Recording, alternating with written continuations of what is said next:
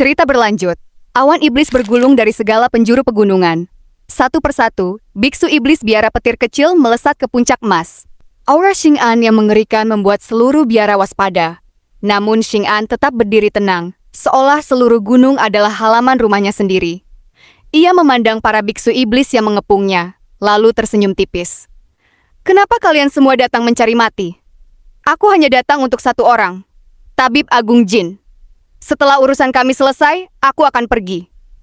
Pang Hongzhou langsung tertawa puas. "Jinmu, kakak Xing'an sudah memanggilmu. Kenapa belum datang menerima kematianmu?" Xu Shenghua mengernyit. Dalam situasi seperti ini, bahkan dia tidak menemukan jalan keluar. Rulai kecil tak mungkin mengorbankan seluruh biara petir kecil, sementara kekuatan mereka juga jauh dari cukup untuk menghadapi Xing'an. Jinmu justru melangkah maju. "Kakak Xing'an, kalau aku bisa menyembuhkan penyakitmu, maukah kau melepaskanku?" "Boleh," Xing'an menjawab tanpa ragu. "Asalkan kau benar-benar bisa menyembuhkanku." "Aku tak keberatan melepaskanmu." Pang Hongzhou langsung membeku. Bahkan, Xu Shenghua ikut tercengang. Xing'an melanjutkan dengan tenang. "Aku tak pernah bersikeras harus membunuhmu. Dulu teman-temanmu berhasil melukaiku. Itu kemampuan kalian. Kalau sekarang kau ingin hidup, kembalikan semua koleksiku." Jinmu mengangguk. "Sebagian sudah kukembalikan kepada pemiliknya." Ia mengeluarkan seluruh bagian tubuh yang masih disimpannya. Xing'an memeriksa semuanya satu persatu. Saat melihat kaki yang pernah diracuni Jinmu, matanya sedikit menyipit. "Kaki ini pernah dipasang pada orang lain?" "Iya," Jinmu menjawab santai. "Aku sempat menyambungkannya. Bekas sayatannya masih ada." Xing'an menatap Jinmu cukup lama, tetapi tak menemukan sedikit pun kepanikan. Akhirnya ia melempar kaki itu kepada Pang Hongzhou. "Ini milikmu." Wajah Pang Hongzhou langsung pucat. "Jinmu pasti sudah meracuninya." "Aku tidak mau." Xing'an mengambilnya kembali. "Kalau begitu, tanganku tinggal satu kaki." Pang Hongzhou langsung panik. Tunggu, berikan lagi, biar aku periksa dulu." Tanpa berkata apa-apa, Xing'an melemparkan kaki itu kembali. Kemudian ia memandang Jinmu, Xu Shenghua, dan kera iblis sambil tersenyum puas. "Kalian semua sangat berbakat. Akan menyenangkan memanen kalian nanti." Tatapannya lalu beralih kepada Pang Hongzhou. "Grandmaster, berlatihlah lebih keras. Jangan sampai disalib generasi muda." Wajah Pang Hongzhou langsung menghitam, tetapi ia hanya bisa menahan amarah. Setelah itu, Xing'an menoleh ke arah mangkuk sedekah emas yang menahan Dewa Dukun Gui. "Dewa Dukun Gui? Dulu muridmu pernah memakai roh primordialmu untuk membunuhku. Sekarang, cobalah sekali lagi." Dewa Dukun Gui tertawa dingin. "Nama aslimu sudah kuketahui. Membunuhmu hanya tinggal menunggu waktu. Aku hanya ingin melihatmu melompat lebih lama." Lagi pula, tak seorang pun di gunung ini akan lolos. Xing'an hanya tersenyum. Ia kemudian memandang Rulai kecil. "Hidangan utama tentu kusimpan terakhir. Dewa Dukun Gui adalah hidangan utamaku. Sedangkan kau, hanya hidangan pembuka. Rulai Yuanding, kau ingin melawanku?" Rulai kecil merangkapkan kedua telapak tangan. "Kakak senior sudah menyebut nama budaku di depan Dewa Dukun Gui. Cepat atau lambat, aku pasti mati. Kalau begitu, izinkan aku bertarung." Duar. Aura Buddha meledak memenuhi langit. 20 surga muncul kembali di belakang Rulai kecil. Roh primordialnya keluar dari tubuh, menjelma seekor Xiezi, binatang suci lambang keadilan. Tatapannya saja membuat siapapun merasa bersalah. Bahkan Pang Hongzhou buru-buru mengalihkan pandangan. Xing'an memuji sambil tersenyum. "Jadi kau ternyata Xiezi? Tak heran kultivasimu setinggi ini. Sayang sekali, aku belum memiliki koleksi sepertimu." Petir memenuhi langit. Jembatan ilahi Rulai kecil membentang, dan roh primordial Xieji melangkah ke atasnya. Pada saat yang sama, jembatan ilahi Xing'an juga muncul. Namun roh primordialnya telah berubah. Seorang tawis berdiri di atas kura-kura raksasa, dengan seekor ular melilit tubuhnya. Duar! Kedua roh primordial bertabrakan. Petir menyambar ke segala arah, sementara cahaya putih menyapu seluruh pegunungan. Beberapa saat kemudian, roh primordial Xieji jatuh dari jembatan ilahi. Rulai kecil memuntahkan darah. Meski terluka, ia tetap mengibaskan lengan bajunya untuk menahan gelombang kejut agar tidak melukai para biksu iblis. Rulai kecil menarik napas panjang, lalu berkata, Aku kalah, kakak senior. Ambillah kultivasiku. Para biksu iblis langsung berteriak marah dan hendak menyerbu. Namun Rulai kecil mengangkat tangan menghentikan mereka. Ia duduk bersila, lalu berkata, "Setelah harta suciku diambil, aku mungkin tak akan hidup lama. Jika aku mati, pergilah ke biara petir besar. Rulaima akan menerima kalian." Tangis langsung pecah di seluruh gunung. Para biksu iblis bersujud sambil menangis. Xing'an hanya menggeleng pelan. "Kenapa menangis? Aku tidak suka membunuh. Aku hanya mengambil kultivasimu, bukan nyawamu. Setelah itu aku akan mengambil roh primordial Dewa Dukun Gui. Rulai, bukalah harta sucimu." Rulai kecil mengangguk. Satu demi satu harta ilahinya terbuka, menerangi seluruh gunung. "Silakan." Xing'an pun melangkah maju. Tepat saat itu, langit reruntuhan besar tiba-tiba menggelap. Kegelapan menyapu dari arah barat, menelan pegunungan sedikit demi sedikit. Xing'an hanya melirik sekilas. Reruntuhan besar memang penuh misteri. Tangannya perlahan terangkat. Cahaya pedang melesat menuju harta ilahi Rulai kecil. Namun tiba-tiba, Dewa Dukun Gui tertawa keras. "Rulai Yuanding, terimalah penghormatanku." Awan iblis berubah menjadi altar persembahan. Dewa Dukun Gui membungkukkan tubuhnya memberi hormat. Wajah Rulai kecil langsung berubah. Xing'an mendengus dingin. "Berani membunuh mangsaku? Jangan mimpi." Pedangnya langsung membentuk lapisan segel yang menyelimuti tubuh Rulai kecil. Meski begitu, saat penghormatan Dewa Dukun Gui selesai, roh primordial Rulai kecil tetap hampir tercabut dari tubuhnya. Jiwanya nyaris hancur. Ekspresi Xing'an akhirnya berubah. Ia segera menghantam altar persembahan itu. Namun Dewa Dukun Gui sudah tertawa puas. "Kau kira Yuanding targetku?" Ia kembali membungkuk memberi hormat. "Kau salah. Sejak awal targetku adalah dirimu." Tubuh Xing'an langsung bergetar hebat. Roh primordial hancur seketika. Ia roboh ke tanah tanpa napas. Pada saat yang sama, mangkuk sedekah emas meledak berkeping-keping.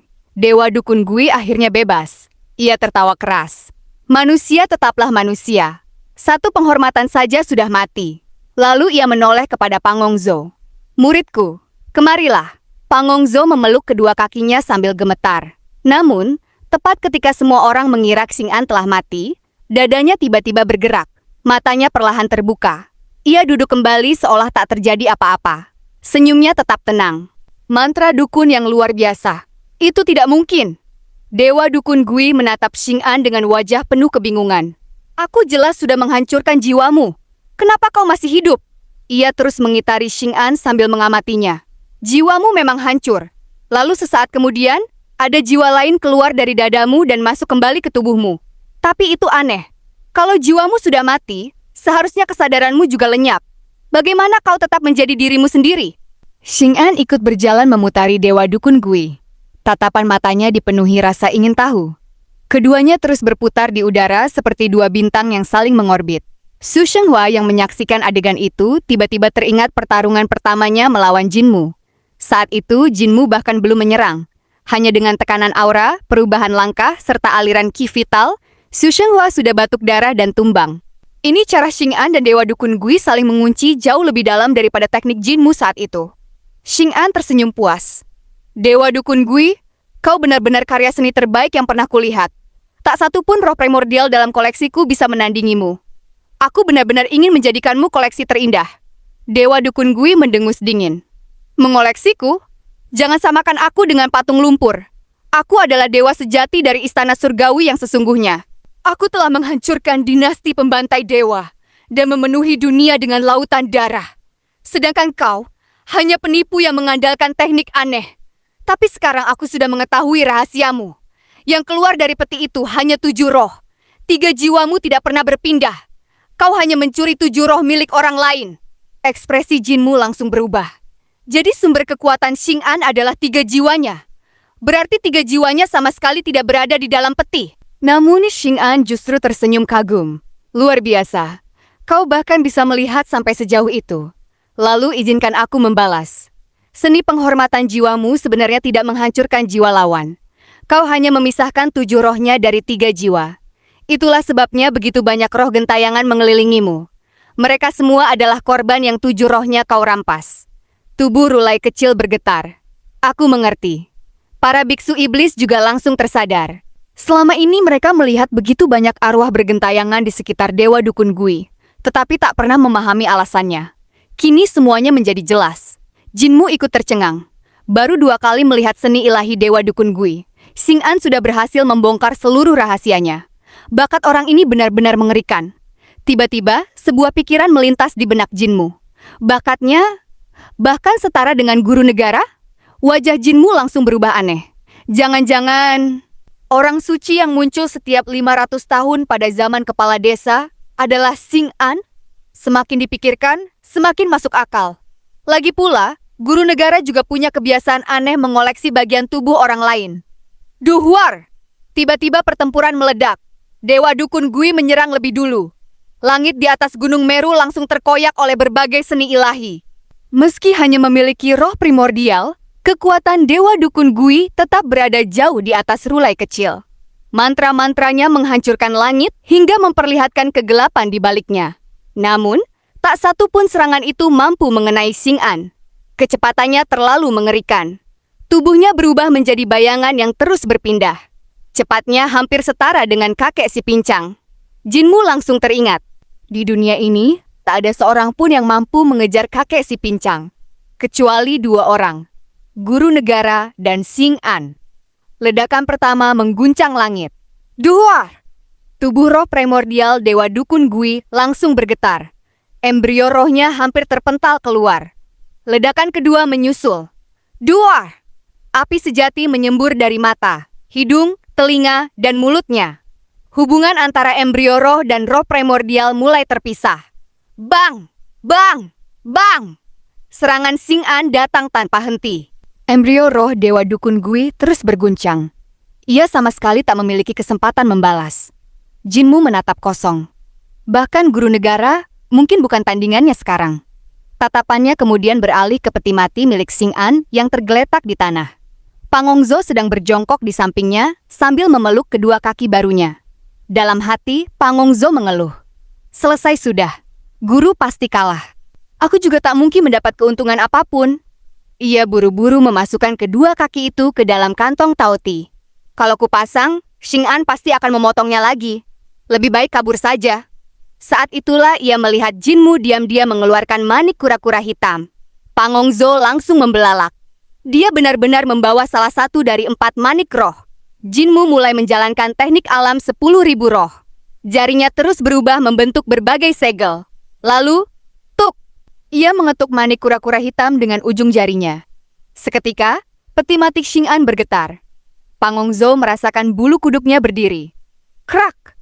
4 kaki tiba-tiba tumbuh dari bawah peti mati. Lalu, peti itu berdiri sendiri. Pangongzo masih terpaku saat Jinmu melompat ke atas peti. Di tengah jalan, naga kilin mengecilkan tubuhnya lalu ikut melompat ke atas. Peti itu langsung berlari menuruni gunung secepat kilat. Pangongzo benar-benar tercengang. Kurang ajar! Dia bahkan berani mencuri peti mati Xing'an? Ia hampir berteriak memanggil Xing'an. Namun sesaat kemudian pikirannya berubah. Tanpa ragu, ia ikut melompat dan bergantung di bawah peti mati.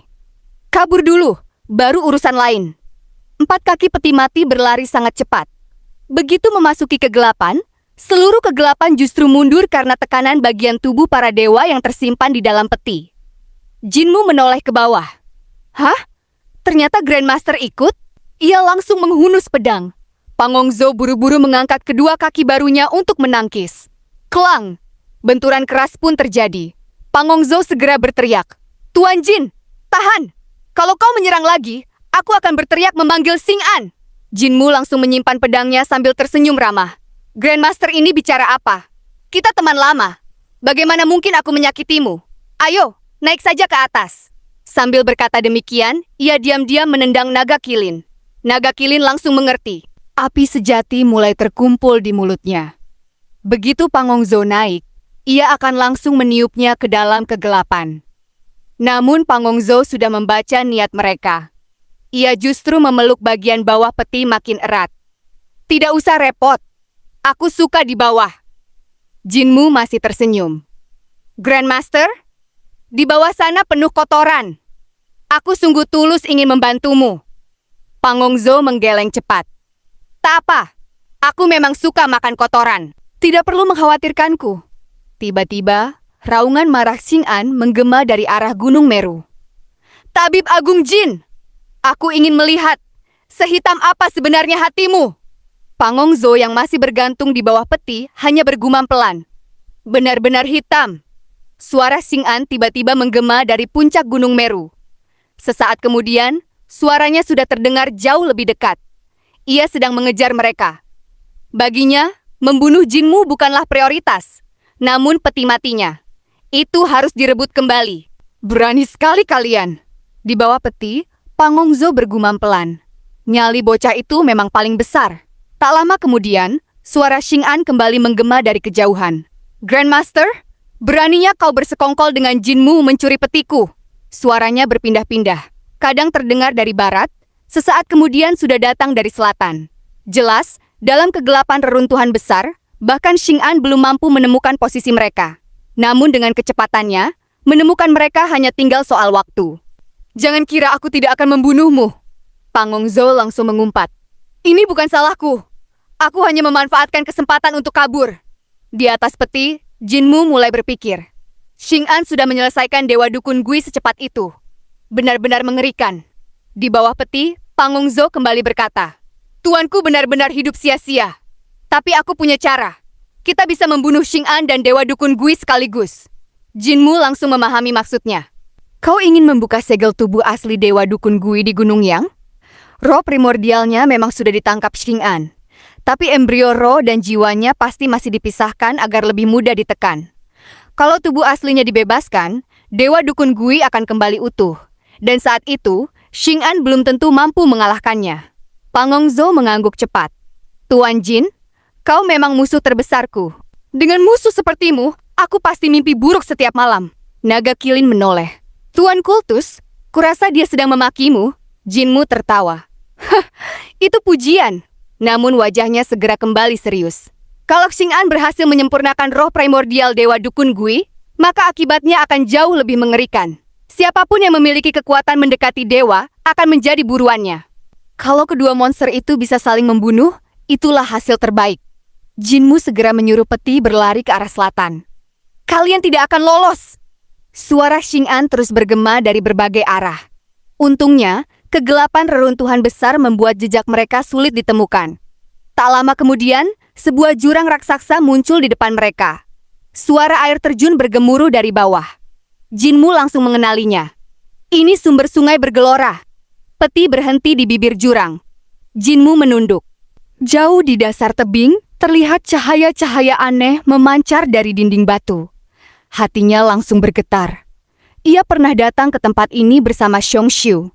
Saat itu, kabut aneh memperlihatkan pemandangan dari era Kaisar Tinggi. Ia melihat para dewa membangun dataran, menggali sungai bergelora, bahkan melihat Kaisar berdiri bersama para menterinya muncul dari kabut. Seolah dua zaman yang berbeda saling bertumpuk. Karena itulah Jinmu menduga, di tempat ini terdapat celah menuju dunia lain. Aku ingin tahu, apa yang terjadi di sini saat malam tiba.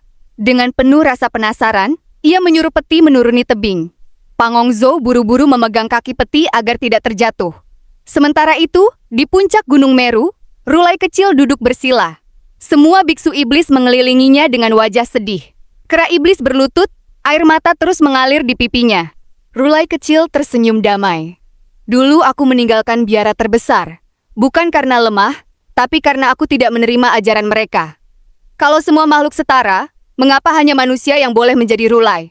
Kalau Dharma memang setara, mengapa iblis tidak boleh memilikinya? Ia memandang kera iblis. Ambil tongkat Kakara. Kera iblis mengangkat tongkat itu dengan kedua tangan. Rulai kecil lalu mengeluarkan jubah Kasaya dan sebuah kitab. Ia meletakkan kitab di atas Kasaya, lalu menyerahkannya. Setelah aku mati, bawalah semua murid ke biara petir besar. Temui Rulaima, lalu tanyakan kepadanya.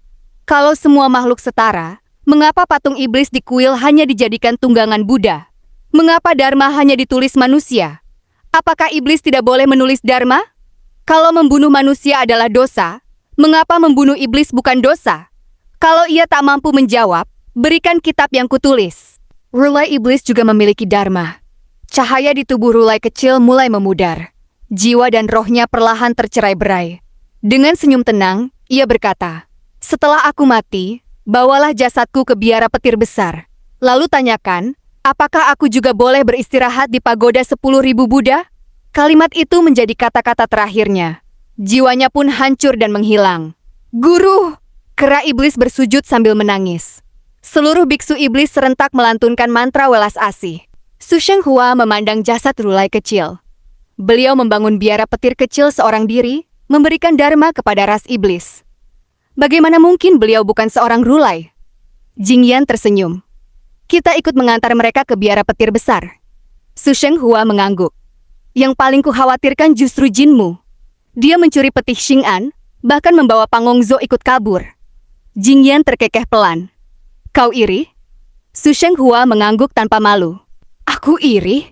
Su Shenghua mengangguk tanpa malu. "Aku hanya berharap dia bisa selamat." Sementara itu, peti terus menuruni tebing. Semakin ke bawah, semakin banyak cahaya muncul dari celah-celah dinding batu. Jinmu memperhatikan dengan seksama. Lalu ia membelalak. "Itu sinar matahari?" Ia mendekat ke salah satu celah. Di baliknya terbentang dunia lain. Langit biru, padang rumput hijau, matahari bersinar terang. Pangongzo yang mengintip dari celah lain juga terdiam. Naga Kilin ikut melongok. Di balik tebing ini ternyata ada dunia lain. Jinmu menggeleng. "Bukan. Celah-celah ini terhubung ke dunia lain. Tempat ini memang tumpang tindih dengan beberapa dunia." Tiba-tiba, dua berkas cahaya raksasa menyapu langit. Keduanya melintas di atas kepala mereka. Jinmu langsung mengenalinya. Mata Xing'an. Ia benar-benar mencabut kedua matanya, lalu membiarkannya terbang mencari mereka. Beberapa saat kemudian, kedua mata itu mulai menyapu tebing sedikit demi sedikit, mencari setiap celah. Kulit kepala Jinmu langsung meremang. "Kalau begini terus, kita pasti ketahuan." Saat itulah Pangongzo berteriak pelan. "Tuan Jin, ada celah besar di sini." Jinmu segera menggerakkan peti ke arah yang ditunjuk. Tanpa membuang waktu, mereka semua masuk ke dalam celah raksasa itu. Dan cerita pun bersambung.